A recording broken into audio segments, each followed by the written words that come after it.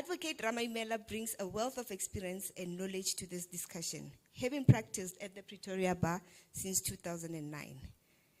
As a woman who has navigated the legal profession, she offers unique perspective on the challenges of imposter syndrome and the importance of building resilience.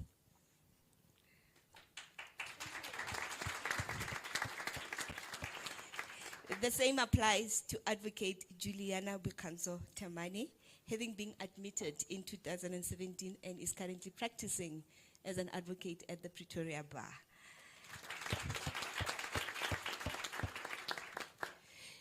With both of them at the helm, I'm confident that this evening's event will be a resounding success. Let us welcome both of them with applause and gratitude and for their willingness to facilitate this very important discussion. Thank you, ladies and gentlemen.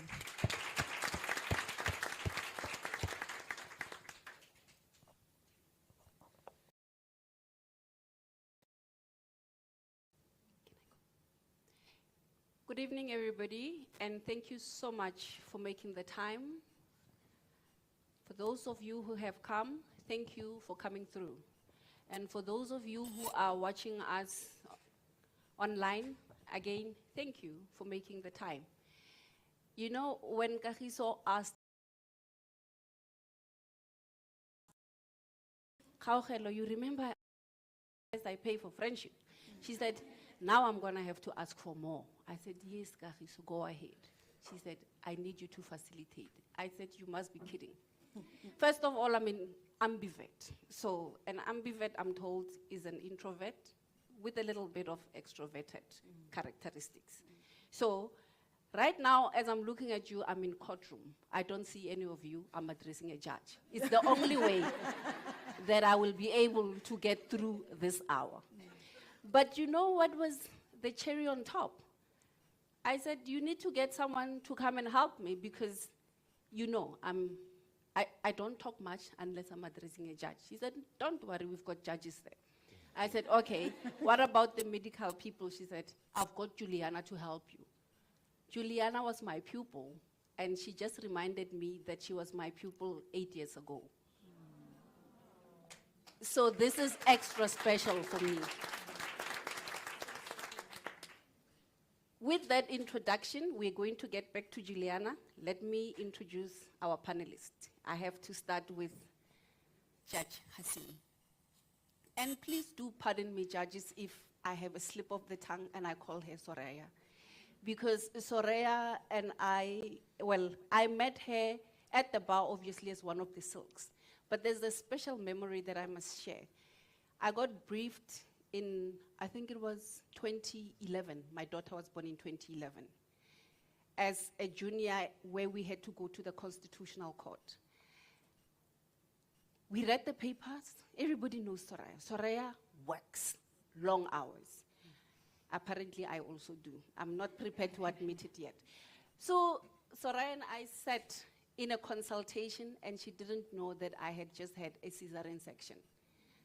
I think we consulted for over 5 hours.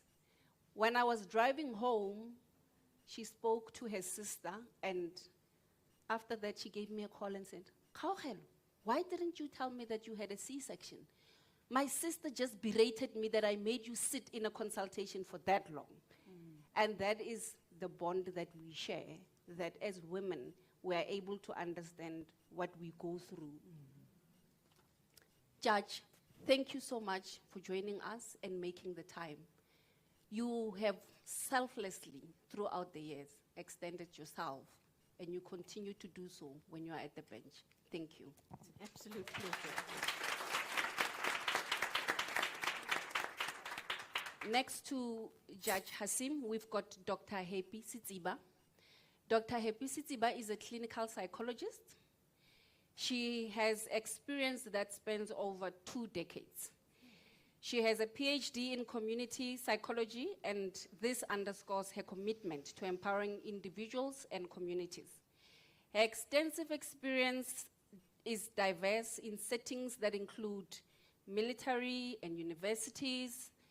She's equipped with deep understanding of the unique challenges that some of the women who are sitting here or watching us may be silently going through. She has expertise in dealing with issues that relate to depression, anxiety, trauma, and she will be bringing her invaluable insight to our discussions. Thank you, Doctor.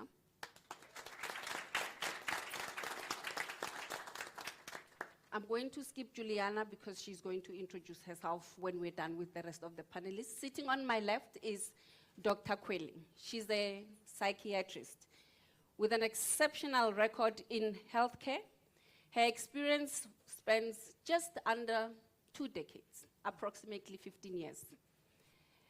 Dr. Kweli has dedicated her career to treating a wide range of conditions and specializes in depression. Her expertise aligns perfectly with our discussion because, as you would have researched, like I did frantically yesterday, some of the underlying conditions would be depression that most people are not aware of. So she will delve into that and share her insights so that we leave better knowledge and equipped with how to deal with these issues. Next to oh, yes, please give a round of applause. Next to Dr. Kweli, we've got Ms. Magano. And those of you who are wondering, yes, they are sisters. And Ms. Magano is an industrial psychologist, and she's pursuing her Doctor of Philosophy in Industrial Psychology. Her doctoral research focuses on the impact of CEO and top management burnout on company performance. So this will provide a unique lens to examine the interconnectedness of imposter syndrome and burnout among women in the legal profession and in high demanding professions. Please welcome her.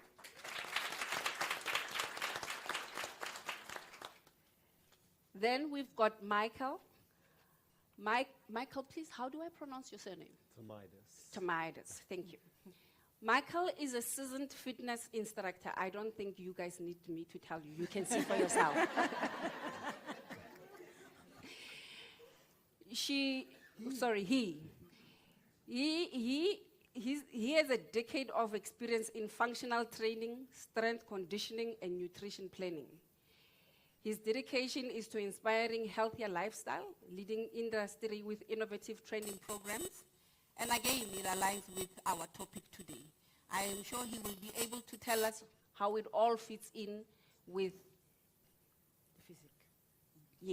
with imposter syndrome and depression and anxieties and other things that will be discussed by our expert. There to our far right is Jacques. Oh, sorry. You see, I told you, I think I'm in court. Thank you so much, everyone. And then we've got Jacques Oosthuizen. Jacques is a founder and owner of UGen, a pioneering company dedicated to empowering people to lead healthier lives. I think most of us can identify with that with a fast-paced career, the long hours, we often forget to eat healthy and lead healthier lives. He will be here to share those insights with us and how to go about it and try and take better care of ourselves. Thank you so much. Let's give Jacques a round of applause. And then to the star, Juliana. Am I audible? Sorry, I'm going to try and keep my octave as low as possible because I naturally speak quite loud. Good evening, everyone. As Rachel has already intimated, she was my mentor when I was serving my pupillage. So please do forgive me if every once in a while there is a slip of the tongue and I refer to her as mentor. It's an inside joke, and she's learned to accept that that is the name through which I prefer to refer to her. She said a mouthful in her introduction about what we are here for and what the purpose of tonight's discussion is going to be.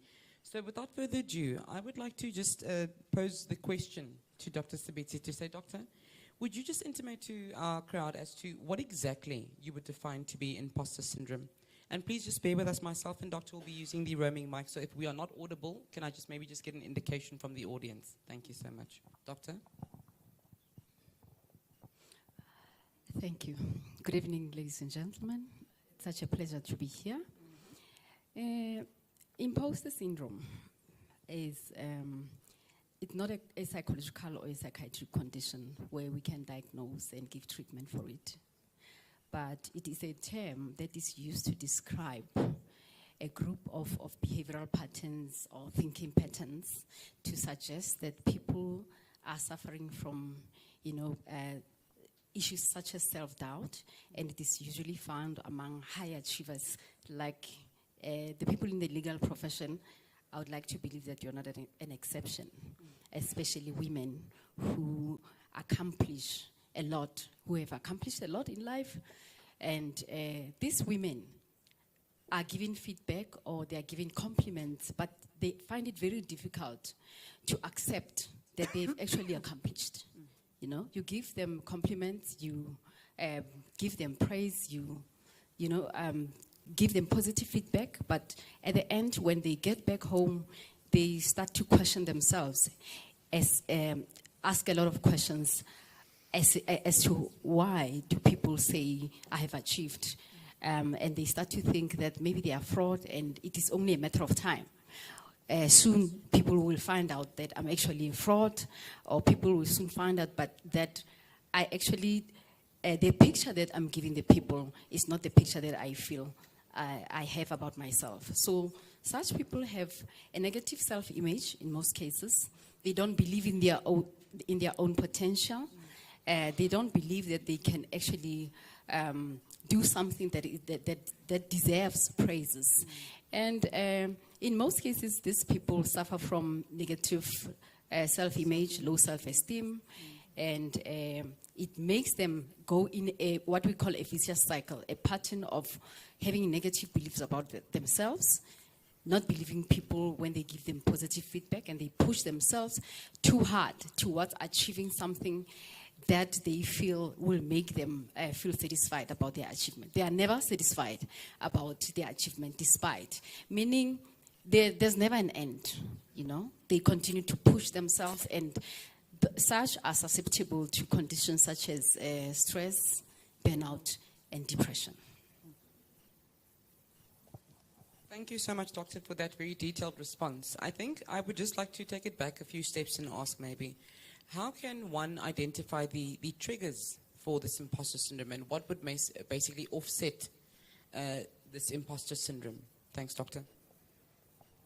Okay, there are what we call personal triggers, personal factors.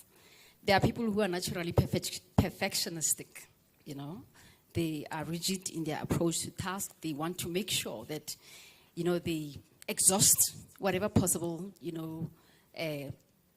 whatever possible thing there is to achieve their goals. So they are never satisfied. Their end goal is to achieve perfection. And that is not reality. No one is perfect. No one can ever get there, Another personal factor is people who are naturally who naturally have or are prone to conditions such as depression, and they are self-isolated, And then there are also environmental factors that we don't have control over, such as the family background, the way we were raised. We all come from unique circumstances that shape us, that shape the person that you are today. We believe as psychologists or mental health workers that everybody comes from an environment, from a family, where they are taught certain patterns, patterns of interaction that impact on the way you respond to the world. By the time you grow up, you are launched into the world. You have already learned a lot of things from the family. You've already learned whether it's pressure to succeed, because some families do that without them being aware that they're actually putting pressure on kids to succeed. And because children can't distinguish between right or wrong, sometimes their moral judgment is still developing. So they end up assimilating everything they're given by their family. And when they go outside in the environment, they tend to continue with the same traits, having the belief that the world will receive them the same way as their family received them. So there are, a number of factors at play. Not one factor, contributes to a person having imposter syndrome. Julia.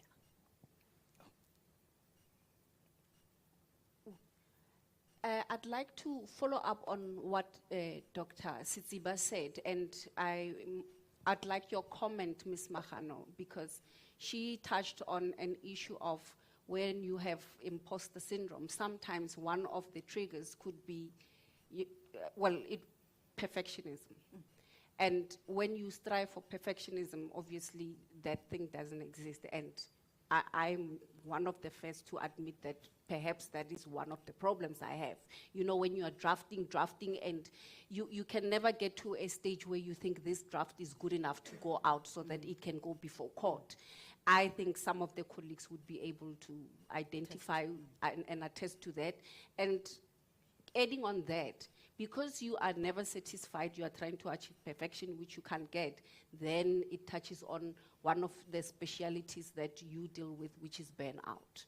If you can explain how this pursuit of perfectionism leads to burnout and what burnout.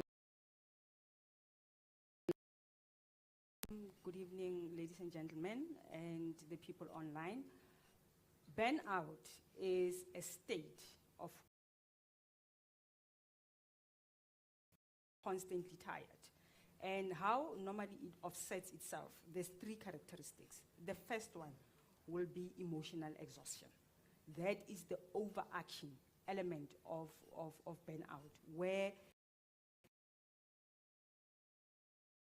be it work, be it your family, be it yourself as an individual. So you become so exhausted that at some point in time you become also unaware of your surroundings. The second part of burnout is depersonalization, to a point where you completely detach yourself, either from work, either from your family, to a point where you basically exist in isolation. Like Dr. Sitsiba was saying, you exist in that little bubble of yourself. The third factor of burnout is professional efficacy, where you feel, I am so inadequate in my own job that anything else that actually relates to work, I don't actually want to deal with it. So as you are going through all of these stages, you reach a stage where you are completely burnt out. That then starts having an impact. I mean, if you are a woman, you're not only a professional, you are also a mother, you're also a sibling, you're also a daughter to somebody else. It starts having an impact on all of these aspects of your life.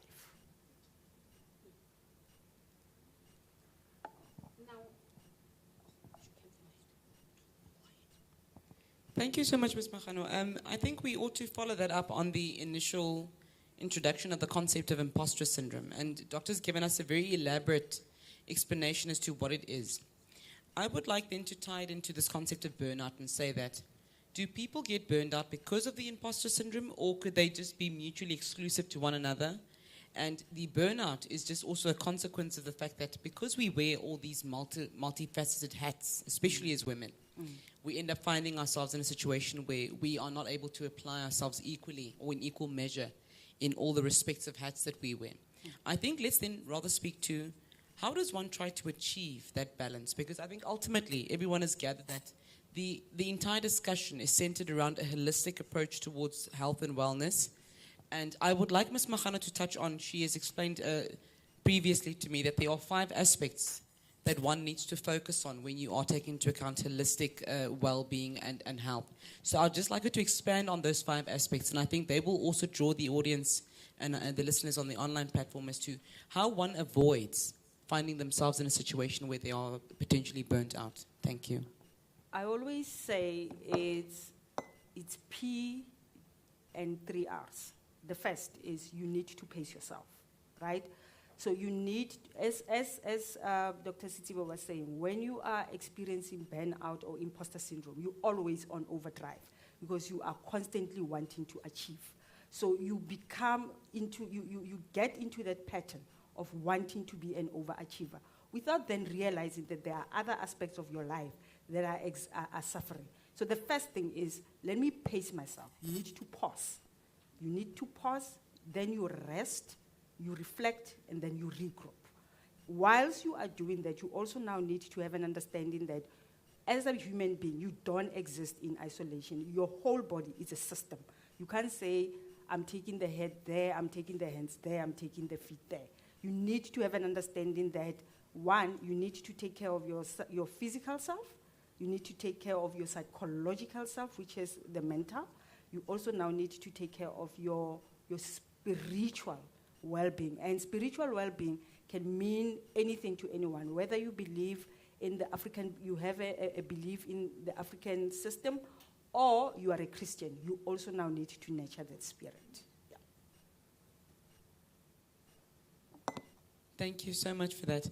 I think we're going to now get Dr. Tshwane to come and give her perspective, because as we've indicated, it's about trying to achieve that holistic balance. And I'm going to emphasize that quite a bit. Please don't tire of that phrase, because the theme of this evening is holistic approach towards health and wellness, especially for women that find themselves in the profession. And just before I hand over to Dr. Tshwane, I think we ought not to confine these issues to just women that find themselves in the legal profession. Because what I've realized from this panel discussion so far, what's been elicited, and from the audience here, that these are more prevalent than we like to believe. And I think that just sitting here this evening with the audience that is here and everyone that has had something to say is very reassuring, because sometimes we go in isolation and feel these very daunting feelings. But it's very reassuring, I think, to understand that we sit with a judge, Judge Hasim, my apologies, who's been practicing for many, many years. And since I've come into practice, I've known her as a silk. We sat in the same building. Then there's my mentor, Gaugel, who's also been practicing for many, many years, just shy of 15, if I'm not mistaken. And I come in and I'm 7 years in practice, but we all, at some level or to some degree, feel these feelings and go through these emotions. So I think that's very important to note, to say that it doesn't seem to escape any one of us, and therefore we ought to be holistic in our approach towards finding solutions. So with that being said, Dr. Tshwane, could you just please give your psychiatric take on the aspects and the issues that we are discussing currently? Thank you very much. As psychiatrist, good evening, everyone. I'm glad to be part of the panel. In psychiatry, we mostly see patients when they are now in severe kind of disorders, where we now are required to give medication, prescriptions and antidepressants. But when we do our assessments, we start from the day the patient was conceived. We ask such questions. Were you a planned child? Yes or no?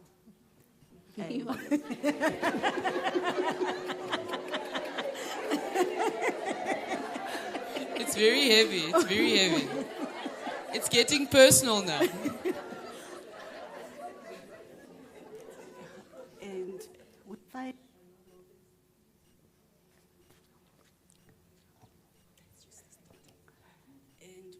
a lot of patients who have, when their mothers were pregnant with them, that the mother was depressed, she had a lot of stress, and was not able to cope with the pregnancy. Sometimes the mother was wanting to terminate the pregnancy. And when the mother has depression or stress, severe stress, the hormonal hormones secreted from the brain goes into the blood, and the mother supplies the baby with the blood, and that blood is full of stress hormones, and it alters the brain function. So when we ask you guys a lot of questions about what happened, is were you planned or not planned, then we know that this mother was going through a lot of stress.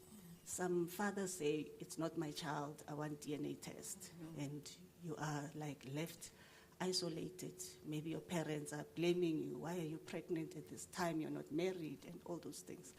So when this baby is born, they already have a predisposition to psychiatric illnesses, especially when you look at depression and anxiety. So we also want to know, Were you immunized? You know, what was your milestones? Did you talk at the... All those things give us a holistic... Every patient is very unique. So those things are also factors when it comes to imposter syndrome, you know, burnout, because some children go through families where there's harsh punishment. Parents are not even able to know that their child is being bullied at school. And those things are overlooked. We are professionals, we're very busy. We get home and the child says, "Mommy," like, "Oh no, what do they want?" And you come back home, they are sleeping. And you don't know much about what is happening to them. And then they develop this predisposition to mental illnesses. So imposter syndrome, burnout, going right through to depression, we need to know what has happened to this patient to be where they are now. So it's very important to be able to identify, you know, life things in people, in patients, in children, to say, this is happening and I think my child needs help. And a lot of times we know when we lose a loved one and we're burying a grandmother, we're burying an uncle and all that, children are always put to go and play outside, you know. Children are not engaged. How are they feeling to be losing a family member? And those things, at the end, predispose that child to having problems in the future because such things were not addressed. I hope that I gave a little bit of insight as a psychiatrist.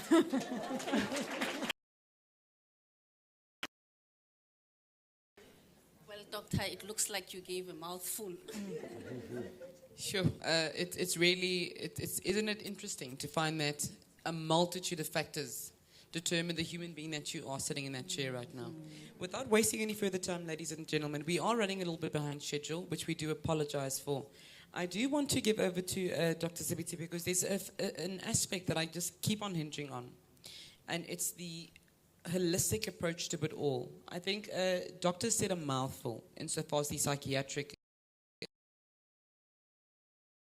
I want Dr. Sibiti then to speak to the fact that there are these underlying factors, there are these situations and background factors that have put you in this situation. How does one then get help? Having taken into account that you don't even suffer in a vacuum, that a lot of us actually do go through these struggles on the daily, how does one then go about approaching the situation? I'm going to hand over to Dr. Sibiti to her experience insofar as these topics are concerned without putting her too much on the line. Thank you so much. Thank you. Let us first talk about help, the word help. It means different things to different people, you know. For instance, the society that we find ourselves in, you know, has categorized people somehow. This is how we are socialized, to look at others as stronger and coping more than others. But let me tell you, share something with you that we are all human, and no man is an island. Our professions can be very isolating sometimes. It can also ring, you know, messages in us that, you know, if I start going out seeking help, how will my colleagues perceive me? How they look at me? What will they think?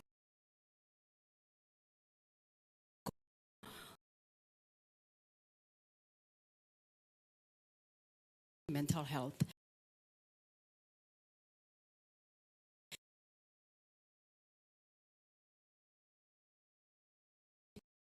Seeking help and make it, and for her to trust or for him to trust me, I have to do something on my side, on my part.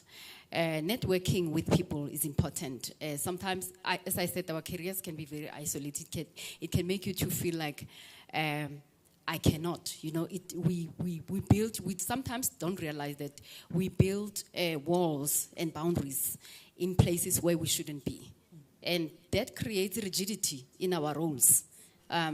You feel that you are this person at home and that the same person at work. I feel it's important to be aware, to be self-aware, number one, of your triggers, of the areas that you feel you need support and help, and make it normal for you to come out and seek help. Of course, you won't be standing there and shouting, hey, I need help. You need to know the correct channels. There are professionals, there are psychiatrists, there are psychologists, there are counselors, there are friends, you know. We are here to say, let's start building support networks among us, among the people that you feel will understand, among the people that you feel may be in the same boat. In most cases, we are afraid to come out and seek help because we feel we are the only one that's going through same things. And you start to realize as you come out and talk that, oh, okay, even so-and-so also has been through this. So I think it's important to understand that and to normalize help.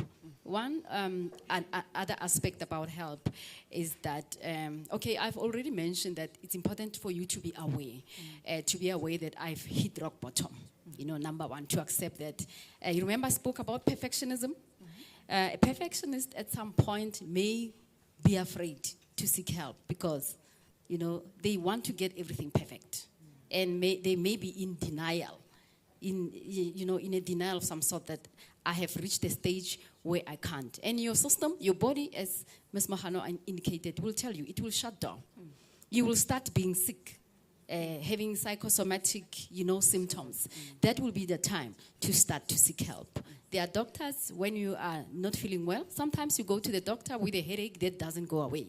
And they will tell you, I think it's about time that we start combining, having a holistic approach to, seeking help. Sometimes people think they are like sick, having physical symptoms, only to find that it's actually a manifestation of long-standing psychological and unresolved emotional issues that actually makes the body sick.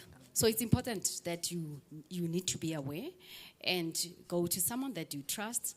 Do not shy away from, walking into a professional's office.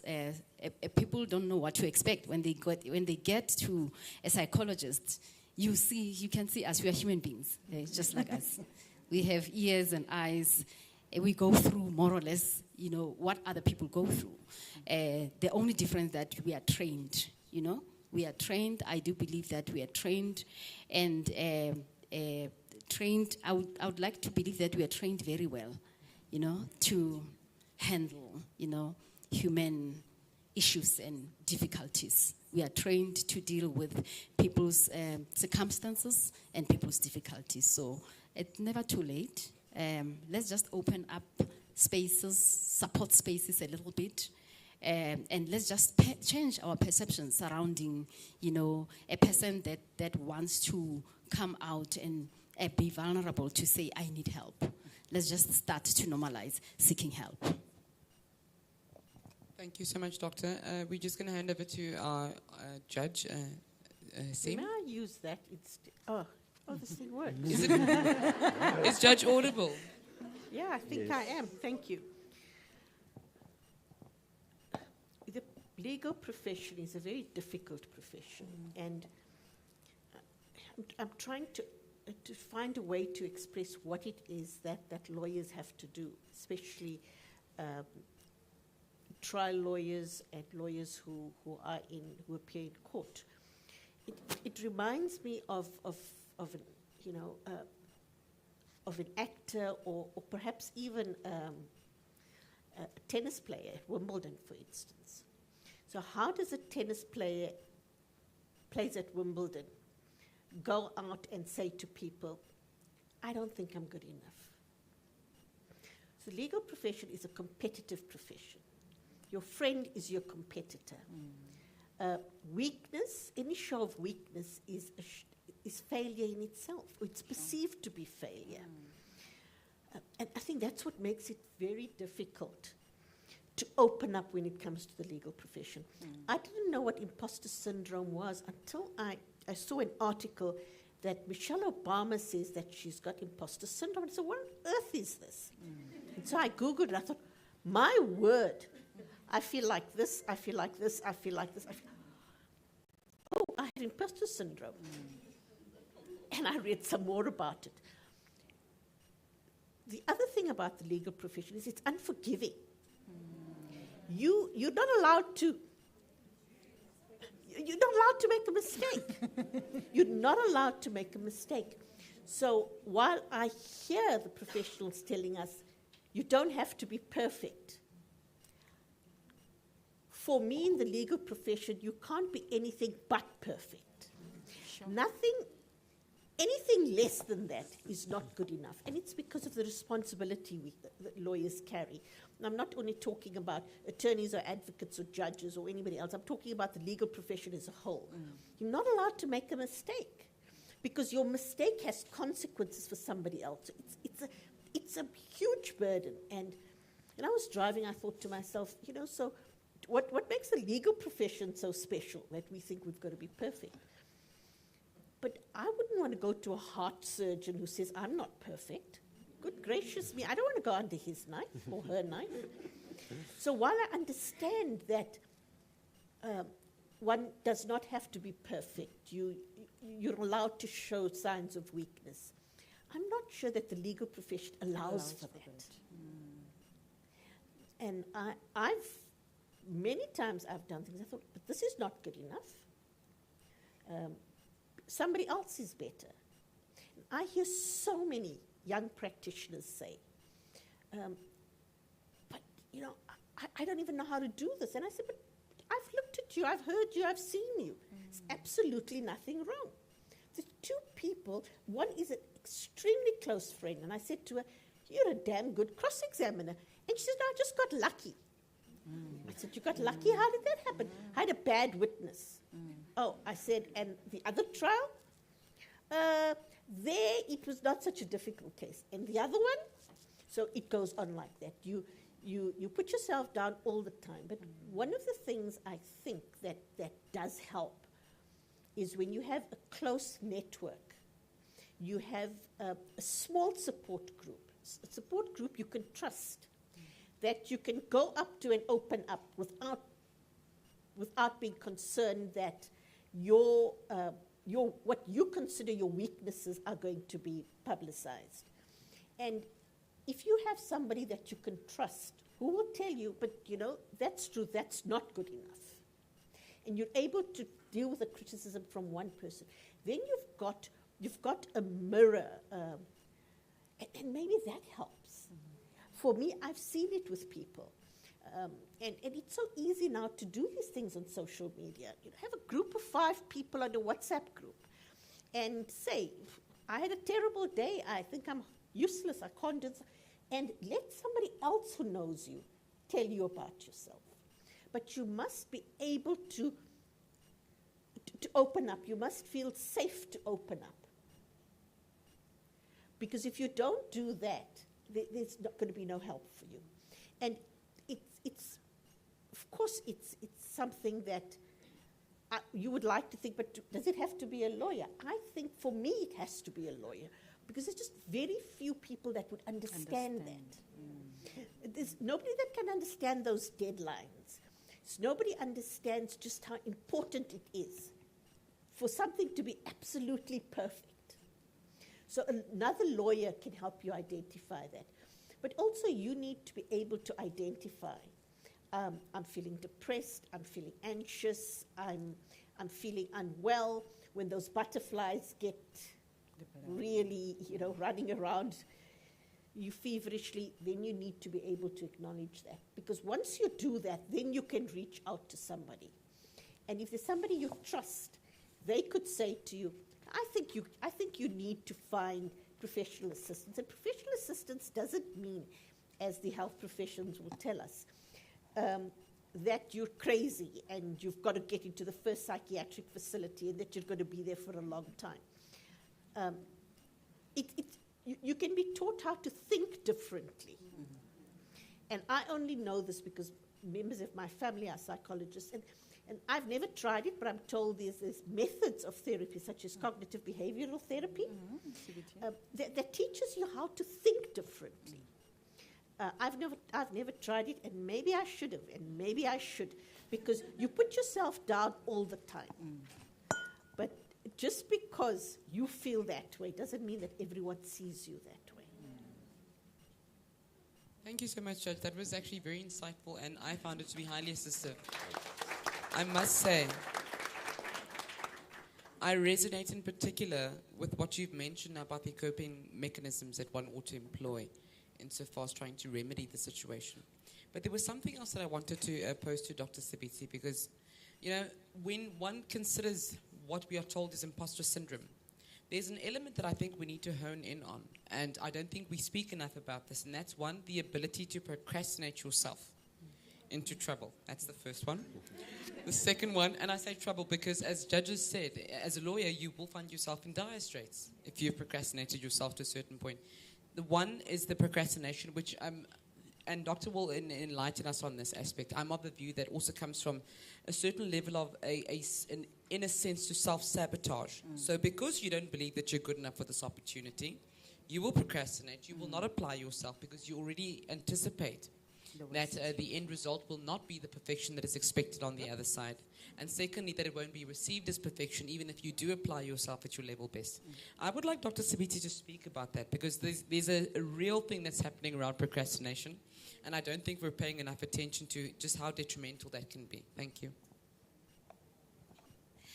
Okay, one of the elements, or some elements that we never really got to talk about earlier on when we highlighted, what imposter syndrome is.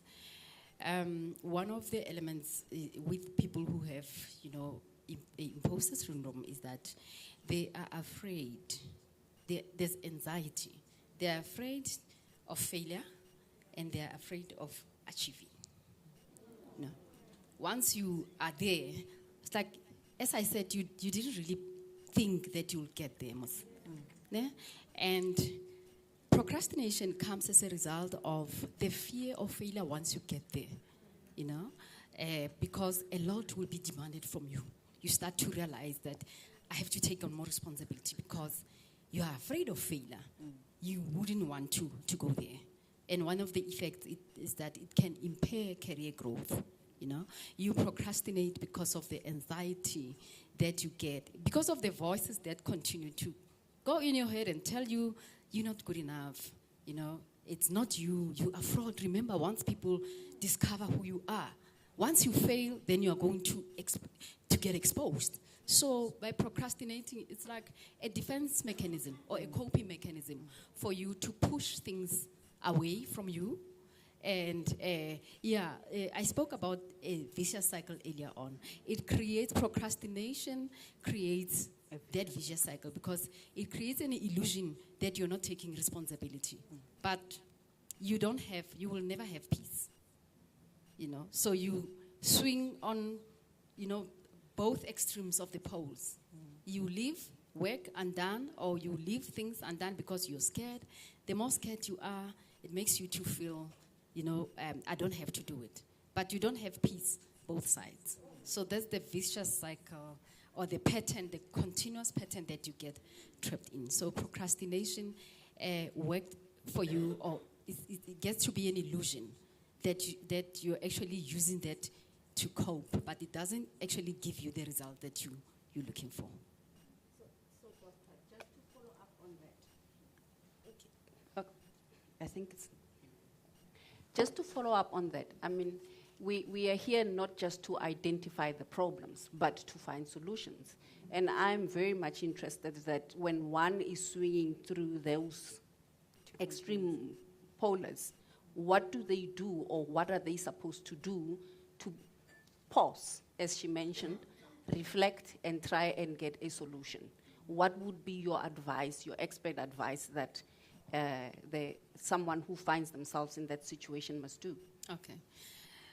There's practical self-help tools. One, you need to be aware, It almost feels like you can step out of your mind, if it is possible, if you understand what I'm saying, and sort of see yourself there in the game, you know, if it is all possible. Come out and see the reason for your behaviors, number one. Because you can only attempt to change behaviors. You mentioned CBT earlier on. You can only attempt to change behaviors when you know exactly what is going on. Because at the first order level, it feels like procrastination, but getting deeper to understanding why you're procrastinating is actually important. That is the first step towards, getting proper intervention for yourself. And one of the self-help tools is, most of them, it's like cognitive behavioral, exercises that we prescribe for people, like ways of changing thoughts, because they affect emotions and they affect behavior. So you need to really understand why you go into those thoughts. Is it because of the fear? And start to challenge the thoughts, meaning start to challenge the belief that you have about yourself, number one. Catch yourself thinking about you procrastinating. Why am I procrastinating? What am I afraid of? And actually acknowledge. Because a lot of people push whatever that happens to them, they put them aside with this in the head that I have to appear strong, I have to appear perfect, I cannot afford, to be thinking like that. So start to challenge your thoughts, because it will influence how you feel and influence your behavior. There's also breathing techniques that you can, for instance, if someone has anxiety over a task or over something, you can actually learn a method of a breathing that will help you to relax, because once you are relaxed, you'll think clearly about things. You'll approach tasks differently. See yourself differently from the way you think about yourself. And then the other techniques that can that we found working is guided imagery techniques. It's part of a cognitive behavioral technique where you imagine yourself actually doing something that you will feel good about. So it starts, perhaps you'll believe me when I say it starts in the mind. In most cases, it's our mind that become our enemies, right?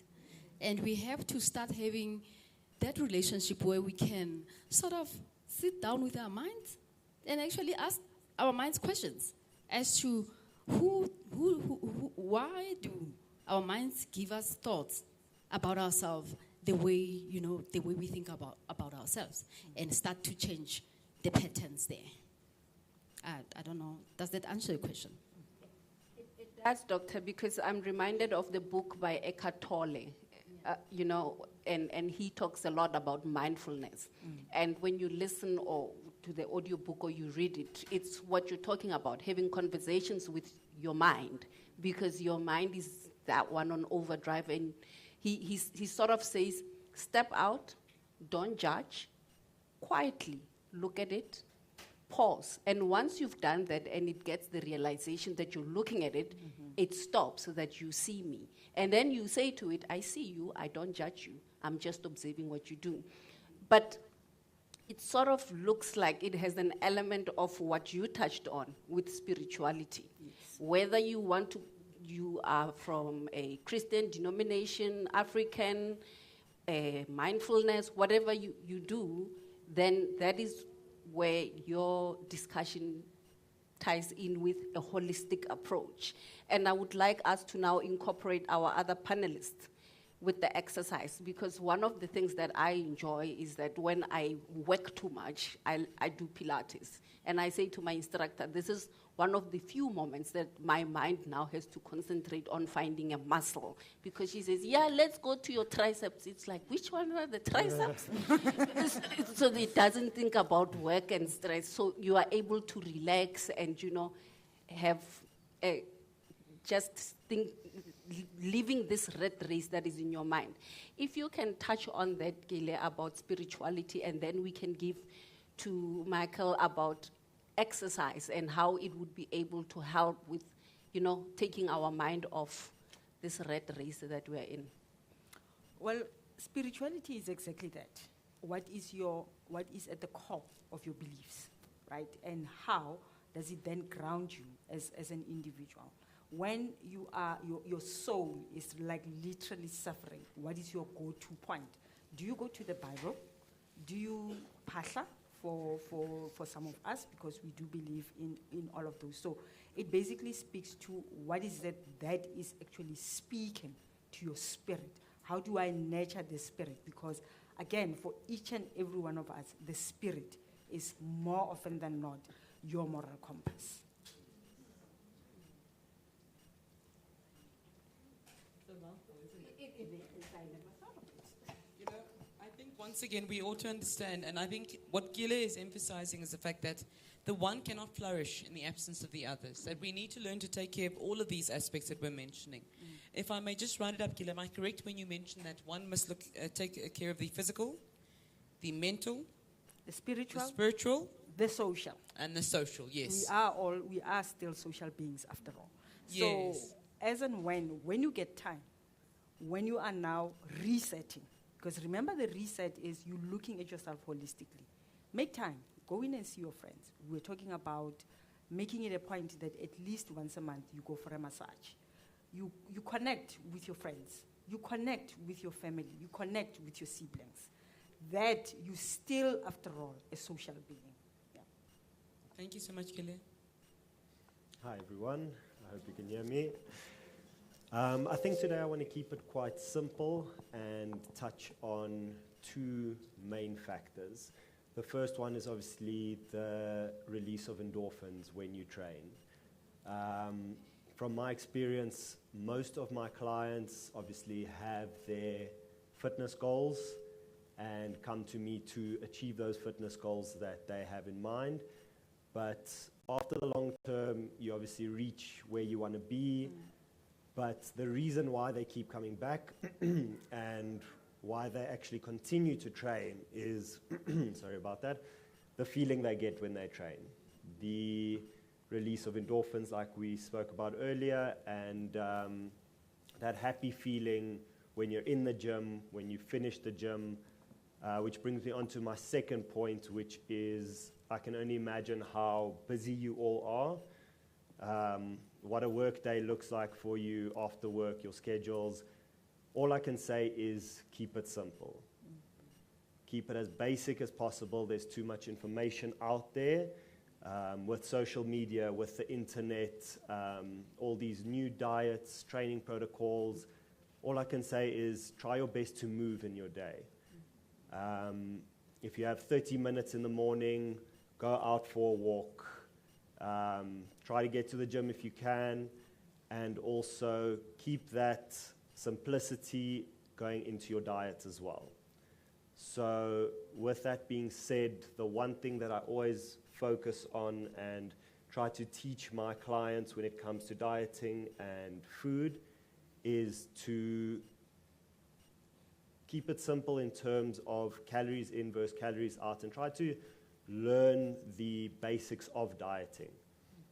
Basically, in a day, if you are eating less than what you burn, and that comes into the whole moving and all of that as well, you will start to reach your goals. You will start feeling better, healthier, and all of that. And that also ties into a week as well. So you cannot only focus on this during the week, because oftentimes people are very focused during the week.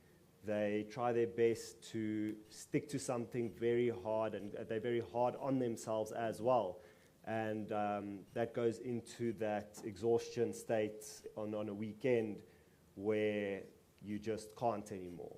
You start to binge, you start to do things that you shouldn't do, and that just overflows and starts ruining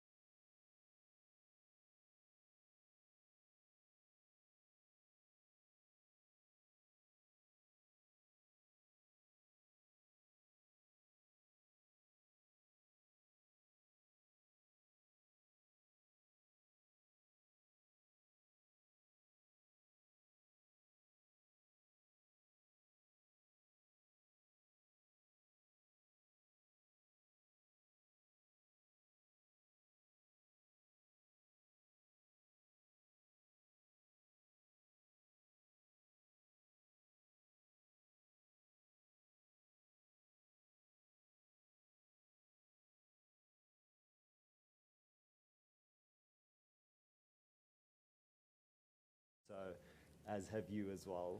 Thank you.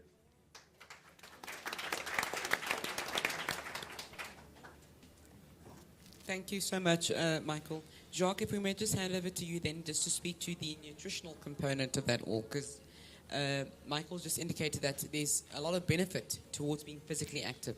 Would you then just please address us on the benefits of nutrition and keeping a very nutritious diet and approach towards one's lifestyle? Thank you.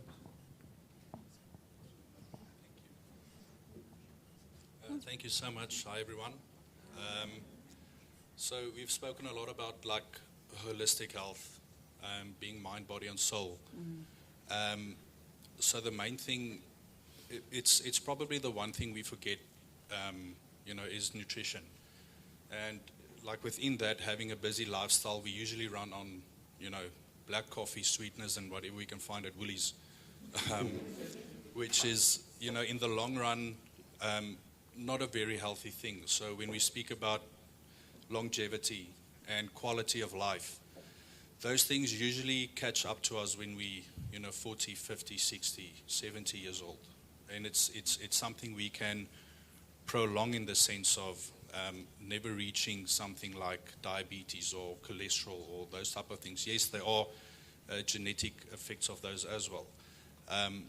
But the one thing I do want to say, as Mike also said, keep it simple. It's we want to do small incremental changes to our diet and nutrition that becomes a habit in our day-to-day life.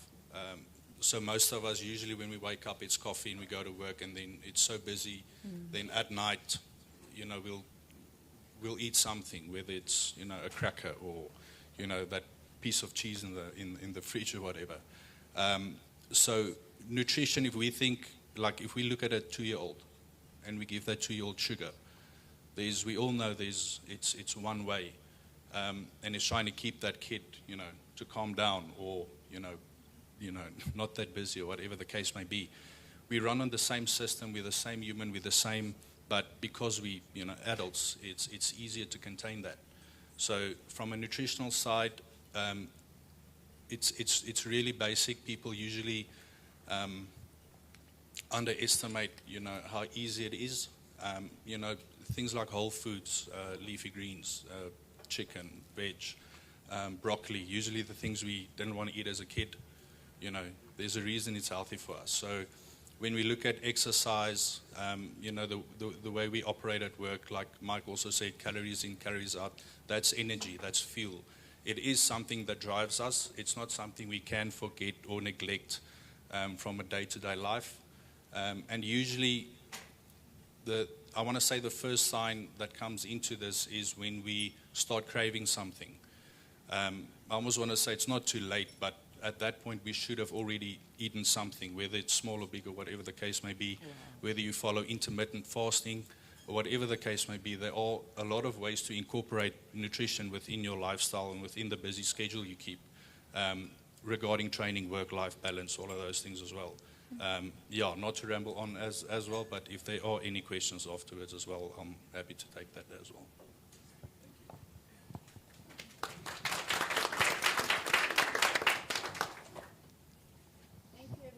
I think because we're running behind schedule, we'll now open the floor for our Q&A session. And Wihanso, if I can pull rank and let you run with it. Certainly. I think, how are we going to approach it? Are there microphones on the floor, or am I going to have to come and bring the microphone to the audience?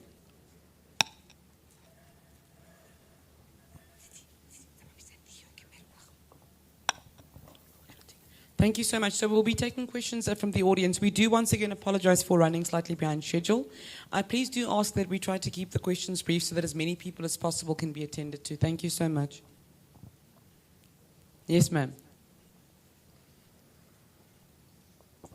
Evening, everyone. I'm Boipelo Moropane.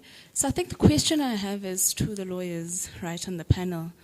Advice for junior lawyers, is hard work enough, or do we need to supplement it, unfortunately, to cement ourselves in the profession and to get the necessary exposure, or to actually grapple with the fact that we are good enough? So is hard work enough alone, or unfortunately is there much more we need to do to set ourselves apart in the profession? Thank you. Okay, so I'm going to put that to the panel in general, but I think what we need to do, we need to ask Judge Asim to answer that question, and then I'm going to ask the two doctors also on the panel to assist in that regard. Would that be appropriate? I was hoping that question wasn't going to come to me.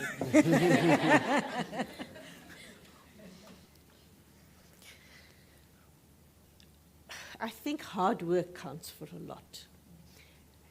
But I have, I think, over the years realized that you've got to strike a balance. It's not easy, but you've got to strike a balance. And one of the things you've got to do is you've got to be good to yourself. So you work hard and be good to yourself. I've been told, and maybe I didn't learn that early enough, and maybe I'm still learning, is you work hard, but you work smart.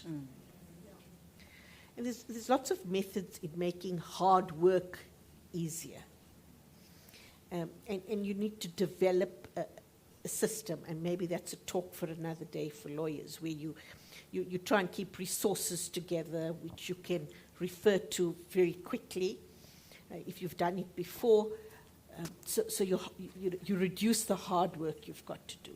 But I think it's a balance. I think it's a system, and it's a system that we all develop as it suits us. But it's wonderful to learn from other people, and therefore networking is so important.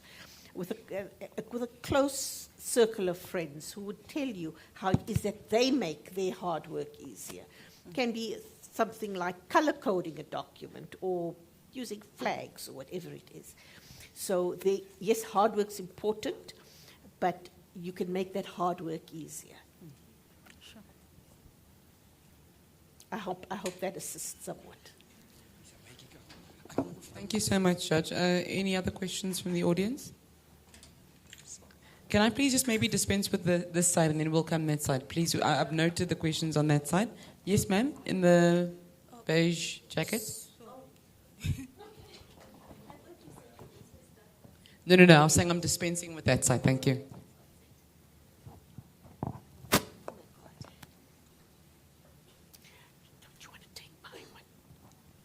Good evening, ladies and gentlemen. My name is Nebagazi. I am the director of Mbebe Tisani Attorneys.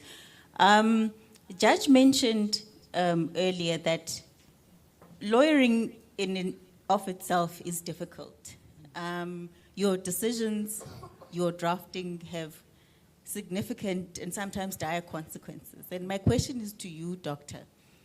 When it comes to mental health, and I understand we need to give ourselves time and be aware or more aware of ourselves when we are drifting through the pendulum of procrastination and trying to be perfect and finding a solution. What are some of the time management tools that lawyers can use to sort of deal with procrastination without necessarily needing to call you? Because if I had a therapist, I think I would call her 5 times a day.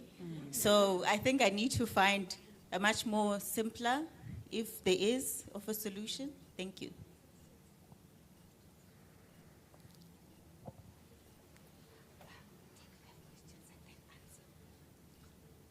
All right, thank you so much. So we're going to take 5 questions, then we're going to answer, Doctor. I'm sure you've noted the question. This side. Can I please start with the lady in the second row? Hi, everyone. I'm Atalia. I'm an attorney in Pretoria.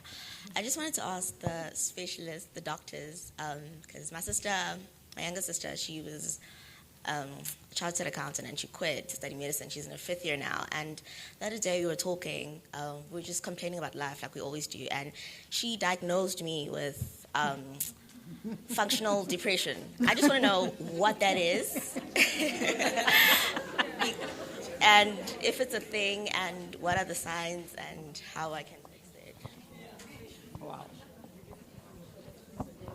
Sorry, can I just ask you to repeat the last part of the question, because it wasn't very audible. So she diagnosed you, and then we missed you a little bit from there, when there was a bit of laughter. Yeah, I was diagnosed by my sister, who's a 5th year medical student, with functional depression. She's like, you work hard and you don't feel anything. You say functional depression? Yes. Okay, thank you. All right, there's a lady at the back in the black jacket. Thank you, ma'am. Thank you so much. Good evening, ladies and gentlemen. My name is Modiehi. I have 2 questions. One is directed to the psychologist and the psychiatrist. So we spoke of a holistic way of dealing with mental health issues, depression and anxiety. My question is, as professional psychologists and psychiatrists, what is your view or your take on non-conventional way of tackling a mental health issue? So if a patient, because you know when someone is diagnosed, they are given prescription medication. Now if a patient is of the view that traditional herbs, they're helping, and they believe that, and indeed they are helping, would you recommend that they continue with them, or would you prescribe something that is more pharmaceutical? That's the first question. And then my second question, it's related, it's directed to the, related to nutrition. I think Mr. I forgot his name, would answer this one. What are the foods that one needs to completely avoid when they're dealing with depression and anxiety? And what are the foods that one needs to focus on in tackling a mental health issue such as depression and anxiety? And with regards to alcohol, so my questions are based on personal experience because I was diagnosed with those conditions. Alcohol, I was told that it's a no-go area. What is your view on that? That after the diagnosis, once one is tackling the condition, would they be able to take alcohol here and there, or it's a completely no-go area? Thank you. Thank you so much. I think let me just hold it there because that question was quite compounded, and I think I'd like to give the doctors a chance to answer it as succinctly and in as much detail as possible. So we're going to limit it to those 3 questions, and then after that we'll take another round of questions. Thank you.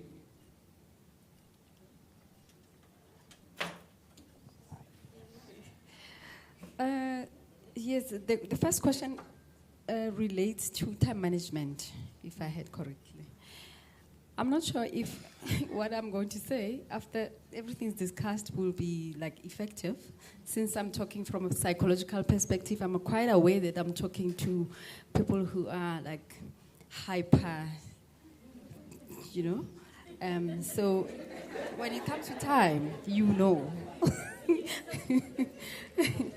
Yeah, your priorities, number one. And I think that you'll probably start to think everything is a priority. But like I said, everything starts in the mind, you know. You have to prioritize on what you think is urgent and important, urgent but not so important, you know. That's how you go about prioritizing. And then the second thing is establishing a routine somehow. And as I said, I'm quite aware that you're talking to people that, you know, are in control of, you know, time. I highlighted prioritizing and then establishing a routine. It is better to establish somehow because you know when are your busiest times, more or less. And the fact is the body needs to rest at some point. Otherwise, you are really going to run yourself down. It's better to create a routine whereby you tell yourself that, okay, I'm going to sleep. If you decide I'm going to sleep for 4 hours, let it be that for some time and see if you will start to manage your task having given yourself a break for 4 hours. And then with time, you can increase it to 5 hours. Or you can reduce it as much as you want. But always keep this in mind, that you still need yourself at the end of the day to push those tasks that you feel are taking up your time. They're still you.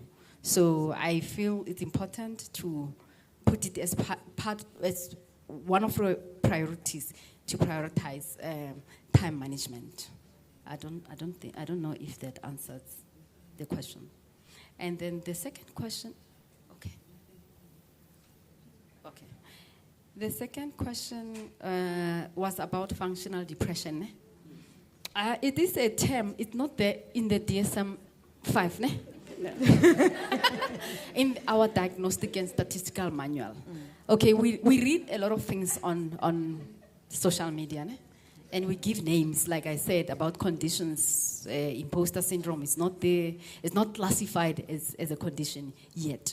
But my understanding of functional depression is actually a depressive episode, or it is an episode, or what you experience over time and learn to function, to cope with it. Some people regard themselves as functioning effectively or functioning highly when they are depressed. It's just like somebody that will tell you that when I'm stressed, stress helps me to cope, to function better. It gives me a push. But always remember, you are going to get caught. Yeah. You know, you cannot rob your body. You don't decide what your body should do, at least for a long time. When it's tired, it will just shut down. And then the third question was about alternative medicine. Eh? We have quite a lot of experiences, especially recently. These days, looking at what is happening, the trend in the society of people starting to go out and seek alternative treatment methodologies or treatment approaches. And we welcome that because we work, I've mentioned earlier on, or someone mentioned multidisciplinary team, you know. Traditional African medicine, I've done my PhD, one of my modules was traditional African medicine. And the approach is, takes the societal context, because we are people helping people. We always have to consider what people think might work better for them. But of course, we have guidance, we have rules, we have regulations, we have, you know, that are guiding us. As an example, I'll give you an example of one of the patients that I was attending to. It's a young boy that was about 18, and then he was depressed, and then the mom said to me, one of the sessions, he's going away because he is a calling to become a traditional healer. Some of the, I would say, dilemmas that we find ourselves in is that there's no way in which I can say no, don't go. But you know, the catch came when he had to go away, and I had to give him a letter to say, this person will be absent from school because he's going away to train as a, you know, as a traditional healer. I felt I'm not authorized to do that, you know, to give sick leave. So yeah, sometimes it's some of those intricacies that we have to navigate in, but we don't really have a problem when somebody comes. They are open enough, our patients, to tell us, I've taken this, I've taken that, or I've had a vision of this, what does it mean? And I engage with whatever that the patient brings. So yeah, I think that's how we're trained to, within multicultural context, to operate within a multicultural context, to be open-minded about what patients present, because that gives us something to work on. So I don't think we really have a problem with people opting for alternate approaches towards their healing. Because we empower people, you know, to take charge of their lives. So we partner with our patients to work together to their journey of healing.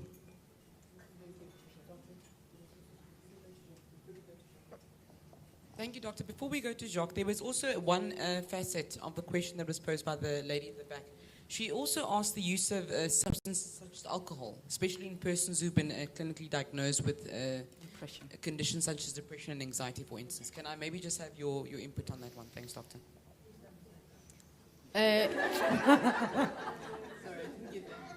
Please don't say no. Okay. One of the coping mechanisms for many people is alcohol use or substance use. It's a coping mechanism. I'm sure the psychiatrists will agree with me that we see a lot of patients who come forward with substance and alcohol use. And some claim that it works for them. We don't know how. Maybe it does. We don't know.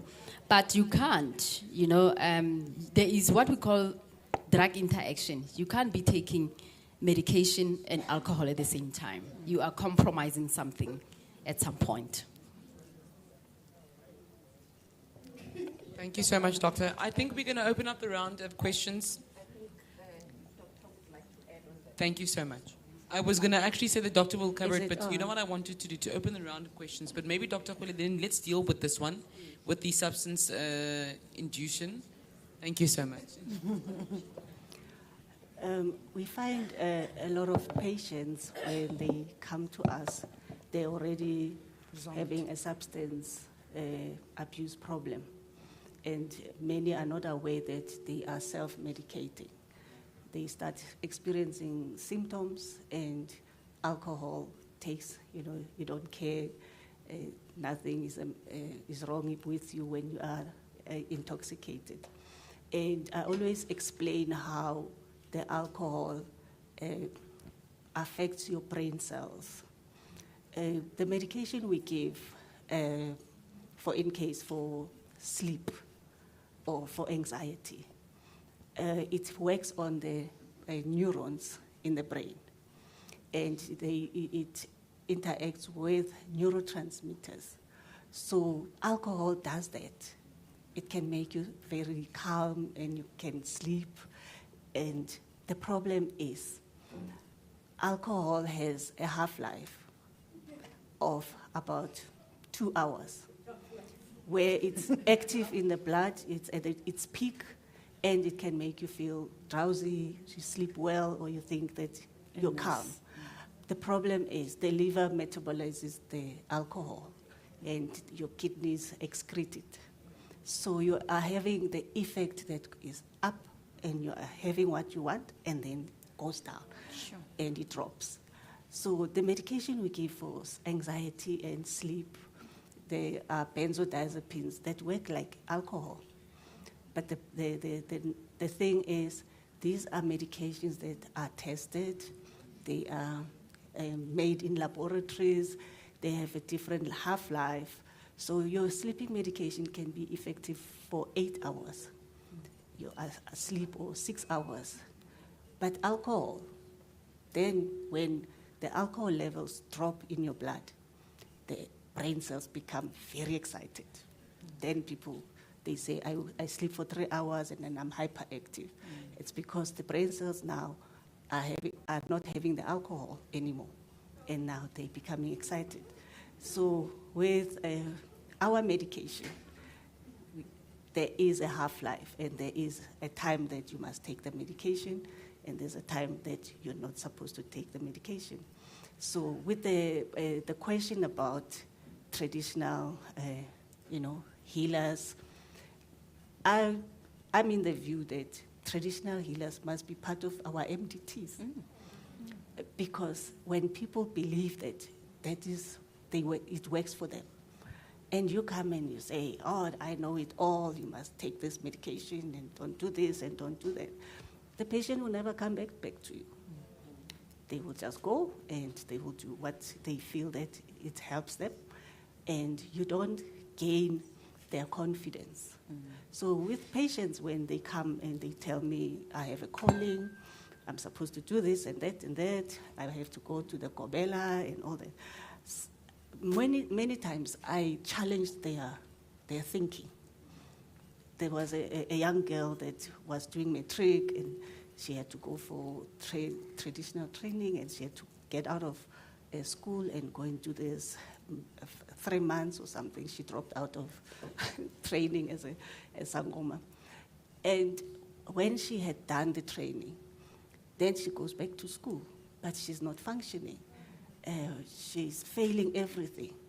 And now, then I asked her, but why would your ancestors do this to you? Why would you did what they wanted, and now you're supposed to be functioning well and, at your peak, but you're failing? And then it challenges them to say, really, maybe let me try this medication. And if they don't want the medication, you empower them. And then the patient will come back and say, traditional medication did, or traditional healers didn't help me. Maybe I must try your medication. So it's always advisable to say, do it if you think it's going to work for you, not to impose because you think you know best about mental health and all that. So there was another question, when you talked about medication and alcohol. Oh, when you're taking medication and you also want to socialize, alcohol forms a whole lot of social activities. Everywhere there's alcohol. And there are two schools of thoughts where some mental health care practitioners will say, you're on medication, never touch alcohol. And there are those who say, let me empower you to reduce the harmful effect of alcohol. I'm in the school of thought of reducing the harmful effects of alcohol. I never say patients must stop, but I empower them. How do you drink less? You know, take a cooler bag and buy 4 zero alcohol drinks, and then put your 2 Heinekens in there. So when your friends are there and they see you just sipping, they don't know that you're now sipping zero alcohol drink. Because this school of thought that says you must stop, then you're saying to the patient, when you come back from work, if you pass a pub, don't go through that road. Take another route to the house. These friends that you were drinking with, cut them out of your life. And now we're reducing this patient to be isolated because when you go to family events, there's alcohol. Now we say, don't go to family events. Don't go out with your friends. And this patient now has a poor support system. A support system is very, very important. Crucial. I want to make an example. I know I talk a lot. When I was training to become a psychiatrist at Vescopis, University of Pretoria, patients would, like you see them for ward rounds, and this patient was very, very upset, you know. We deal, at Vescopis, we deal with a lot of severe mental illness, like schizophrenia, where this person is not functioning and they have to be taken care of permanently in an institution. And those patients still, like this patient is crying and saying, they say, the other patients are saying, I'm useless, I'm a nobody, and all that. And I'm like, why would they say such a thing? And then he says, because I don't get visitors from home. So they say that you're so useless, you don't even have family coming to visit you. And that shows even a person who is so mentally ill, like a schizophrenia patient, still feels that they are important because of support systems. So we have to emphasize support system, because even your partner at home, if they're not aware of mental illness, you're now hiding your pills and you know, because they're saying, what is this depression? There's nothing like depression. You're a weak person. You're supposed to do this and do that. Drink this and you'll be fine. And yeah, so with alcohol, I teach my patients, when you drink your pills at 8 in the evening, make sure your last glass of alcohol is 2 hours before you take your medication, because then the alcohol is being metabolized and it's out of your system. But then I also teach them how to control your alcohol intake, because if you don't control it, it's obviously going to harm your body. But if you are able to control the amount of alcohol that you're taking, and that comes with skills, you have to empower the patients to be able to say, okay, this is how I stop. And this is like I put my foot down, I'm not going to take more than this. But it takes a lot of work to be able to get to that position where you are able to cut and have a limit. Thank you, Dr. I think one of the other aspects that the lady over there asked about is foods to avoid. Is that correct? Yes, ma'am, nutrition. Yes. If and you the can food just to focus briefly touch on that. There are no. it just have to Oh, have. it was for the nutritionist. Yeah. Okay, so yeah. much, Thank you. Balance. Jacques, I think please just assist insofar as that question is concerned. The question was what foods are to be completely avoided especially by people that might have conditions such as depression, anxiety, and the likes. Thank you so much, Jacques. But unfortunately, that will be the last question from the Q&A, just in the interest of time. Jacques, can I just ask you to please take the question? Thank you. That's a bit more of a tough question to just answer right off the bat.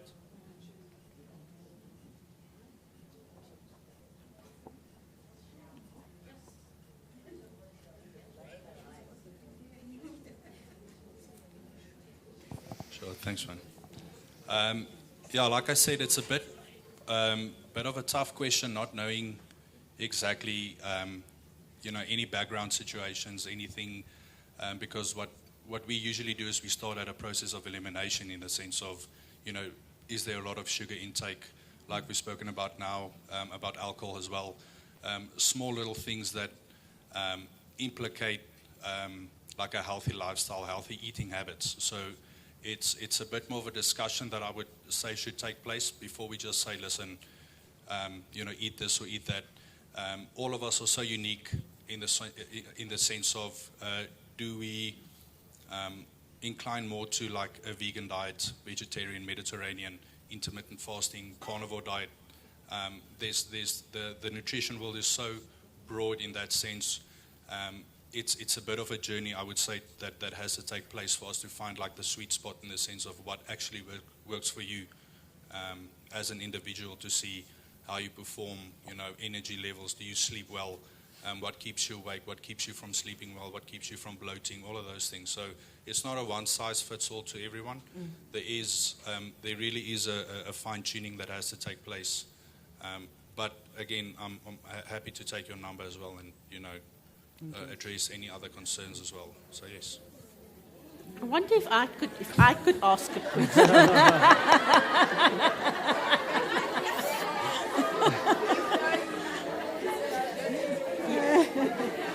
Question I want to ask is not so much what you should avoid, but what you should try eating. Foods with rich in vitamin B, for instance, they can help with stress levels. So instead of saying what to avoid, what would you encourage people to eat? Things like nuts, foods that are rich in certain nutrients and minerals that actually would give you a lift as opposed to bring you down. Yeah, 100% in that as well. The food that works for me won't necessarily work for you as well. So we usually start off with a lot of green leafy vegetables, and then your normal roast mixed veg as well. We want to keep, I would say, protein would be the number one focus, the number one priority, and then adding healthy fats, like you said now, nuts, avocados, whole. Those are omega-3, is it omega-3 or 6? We usually work only with like 3 and 6, especially like 3 being the most prominent one, and then fish as well. So certain fish, something like tuna, for instance, very easily accessible, but carries a lot of fat as well. So you kind of want to stick to things like hake, something that's more whole. Anything that you buy processed, I would say, steer clear from that. Anything that's whole foods that it takes a bit more effort and a bit more time to prepare. That's where I would say, the sweet spot, the healthy spot is in the sense of what we see people supplement with when you think about, curcumin or turmeric, garlic, those type of things. Those are very healthy things to incorporate within your diet as well. Things like, and especially like the oil you use. Anything that's bottled in like a clear bottle, when we look at like sunflower oil, those are things to steer clear from. We'd like to use things like olive oil. There's a reason it's a dark bottle, so that the sunlight doesn't compromise like the oil inside. So basic things like that. And I would also say, like, learn how to read labels. That's crucial when you look at the not only the protein, carbs, and fat content of that, but read the ingredients as well. So how a label works in the sense of when you look at the label, anything that's firstly introduced into the label, that's the most prominent thing into that product that you buy. So if you buy something and it's sucralose or sugar or whatever the case may be, that's the highest quality of thing in that product. So reading that label in the sense of, especially, when we look at like milk, almond milk, oat milk, there's a whole range of milks at the moment. Usually with almond milk, there's sunflower oil added to the product as well. So you're thinking you're making a healthy choice, but I would say rather stick to something that we know, which is, well, we shouldn't drink milk or anything, to a minimum as a point. But with specifically towards your question, fighting depression or anxiety or things like that, I would say focus on whole foods in protein first, if that makes sense to you.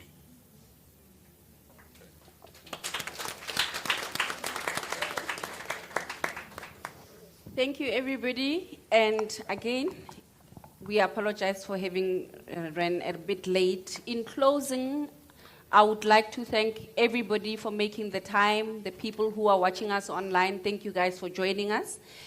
But just a few words to remind ourselves what our experts say. Let's take home, well, for me, it would be, don't forget the support structure. If we can all have the support structure, you would have those few people that you can talk to, because that is where you would be able to reach out and ask for help. Self-awareness. Our industrial psychologist spoke about it. Look at yourself holistically and take care of all the other aspects. I, for one, need to take care of social. I know that's where I'm lacking. And also consistency. She spoke about it. Try and work out a routine. See if you are able to do more. And that would be part of your time management. Again, thank you. I think Kagiso will give a word of thanks to close, and then I think there is snacks. She can tell us about it. Oh, all right. She's delegated to someone. Thank you so much. Sorry, just before I hand over to Kagiso, I do want to say something, ladies, that if I conclude with one remark, it's the fact that we are all here and that we show up consistently, repetitively on each and every day, ought to count for something. I think that's the one takeaway that I'd like to take away from this evening. And further, just to reinforce the fact that when we are together and we are working towards a common goal, it shouldn't be that difficult a burden to bear. Thank you so much, everyone, for listening attentively. Thank you for your time this evening. Ms. Machana, over to you. Oh, Ms. Zulu?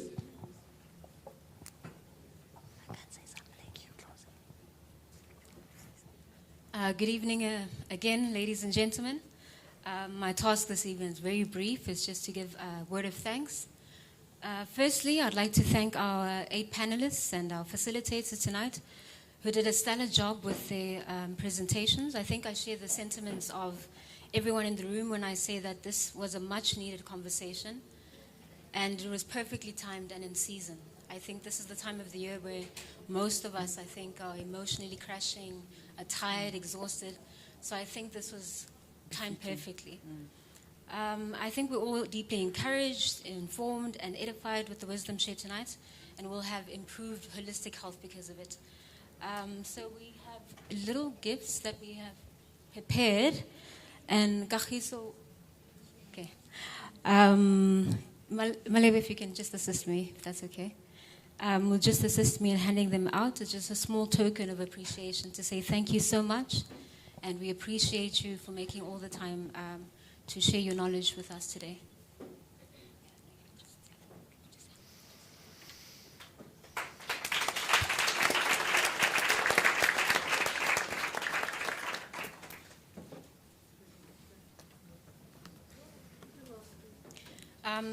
While they're still handing out the gifts to our panelists, I'd also take this moment to thank you all for coming. This evening wouldn't have been a success. I'm going to declare it. Okay, thank you very much. Yeah, this evening wouldn't have been a success without you. We appreciate you all for coming. And lastly, it would be amiss for me to not thank our event team, chaired by our Deputy Chairperson, Kagiso, as well as the cleaning staff, the media team that you see around you, our chef that's going to be serving us a light snack in the next few minutes, and the entire staff that made this event happen. Thank you so much.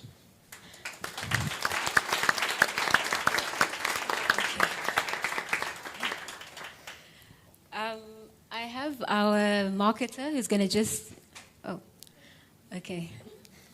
So I'm going to scrap the marketer. I think, we've come to the end of the evening. And if we could just settle down, if we can just move to the next room. We've prepared some snacks. Our chef has set out a nice table of all these healthy, nutritious food we were told about, vegetables and all the greens. And before I forget, let's also just appreciate our TSA gentlemen. I think they've already left, but they're the ones going to be continue to serving you drinks on the other side. They accept briefs as payment. Thank you so much.